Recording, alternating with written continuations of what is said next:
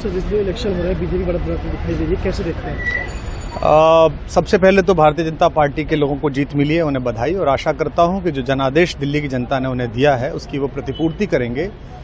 और वे सब आम आदमी पार्टी के लाखों करोड़ों कार्यकर्ता जो अन्ना आंदोलन से आए, जिनके बहुत ही निश्चल निष्पाप और बड़े भारत की राजनीति को बदलने के सपने की हत्या एक निर्लज्ज, नीच, मित्रहंता, आत्ममुग्ध और चरित्रहीन व्यक्ति ने की, उसके प्रति तो क्या संवेदना। दिल्ली को उससे मुक्ति मिली। और मैं ये जानता हूं कि अब जो आम आदमी पार्टी में लोग बच गए थे सत्ता के लोभ में, लालच में, पदों के लिए, उस पैसे के चक्कर में, वे सब भी अब वापस जाएंगे, लौटेंगे, कुछ अपने व्यवसायों में लौटेंगे, कुछ पार्टियों में चले जाएंगे। और पतन यहाँ से प्रारंभ हुआ है उन लोगों का। मेरे लिए कोई प्रसन्नता का और दुख का विषय नहीं है, मैं बीच में खड़ा हूँ। प्रसन्नता इस बात की है कि करोड़ों लोगों ने आशा लगाई थी, करोड़ों लोग अपनी नौकरियां छोड़ के आए थे, व्यवसाय छोड़ के आए थे, दुश्मनियां ली थी लोगों ने। उन सब की हत्या एक आत्ममुग्ध आदमी ने, एक चरित्रहीन आदमी ने अपनी निजी महत्वाकांक्षाओं की पूर्ति के लिए की।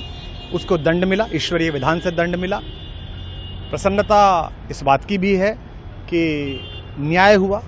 आज जब कहना नहीं चाहिए, लेकिन आज टीवी पर जब जंगपुरा का निर्णय आया और सामने दिखाई दिया कि मनीष हार गया, तो सदा तटस्थ रहने वाली और राजनीति से विरत रहने वाली मेरी पत्नी जो है, उसकी आंख में आंसू आ गए, वो रोने लगी। क्योंकि उसी से उसने ये कहा था कि अभी तो है ताकत, और उसने कहा था भैया ताकत सदा तो नहीं रहती। तो ये अहंकार आशा करता हूँ अगले लोग नहीं करेंगे, जो बाकी दल है वो नहीं करेंगे, इससे सबक लेंगे। और दिल्ली के नागरिकों को मैं अच्छे शासन के लिए बधाई देता हूँ। अब भारतीय जनता पार्टी अपने नेतृत्व में सरकार बनाकर दिल्ली के जो दुख थे पिछले 10 वर्ष के, उन्हें दूर करे।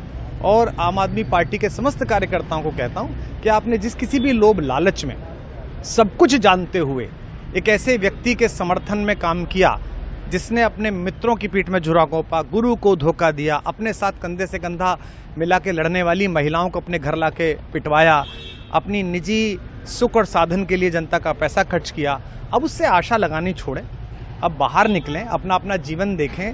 मुझे राघवेंद्र सरकार राम की कृपा मिली, जिनका ये घर है, जिनकी कृपा से मैं यहाँ खड़ा हूँ। मुझ पर कृष्ण कृपा हुई कि मैं इस निर्लज्ज सर्कस से बाहर आ सका। मैं उन सब से भी अच्छे भविष्य की कामना करता हूँ कि वो कोई गंदगी ना फैलाएं कहीं भी, वो लौट जाएं अपने शिविरों में। जिस तरह माधव को, कृष्ण को दूत देखकर भी भरी सभा में अट्टहास करने वाला दुर्योधन जो ये कहता था सुचिग्रम नैव दास्यामि बिना युद्धे न केशवः, बिना युद्ध के 5 गांव भी नहीं दूंगा, आज वो अपनी सीटों के लिए तरस रहा है। और मुझे पता है कि इस दुर्योधन का अंत भी टूटी हुई जंघा के साथ बड़ा ही दारुण होगा। और भारतीय राजनीति एक कलंकित अध्याय के रूप में इस बौने दुर्योधन को और इसके दरबार के तमाम शकुनियों को याद करेगी। मैं उनकी मुक्ति की कामना करता हूं कि ईश्वर उन्हें इस दुख से बाहर निकाले, और समस्त लोगों को बधाई देता हूं कि चलिए अंततः न्याय हुआ।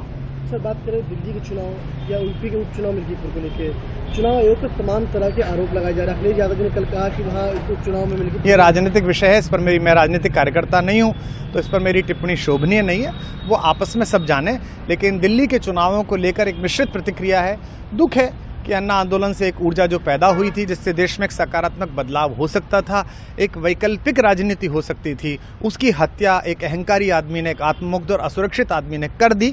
मैं आशा करता हूं कभी ना कभी भारत में ऐसा सूर्योदय किसी न किसी दल में अवश्य होगा, जो भारत को जहां पहुंचना है वहां पहुंचाने का मार्ग प्रशस्त करेगा। बहुत धन्यवाद।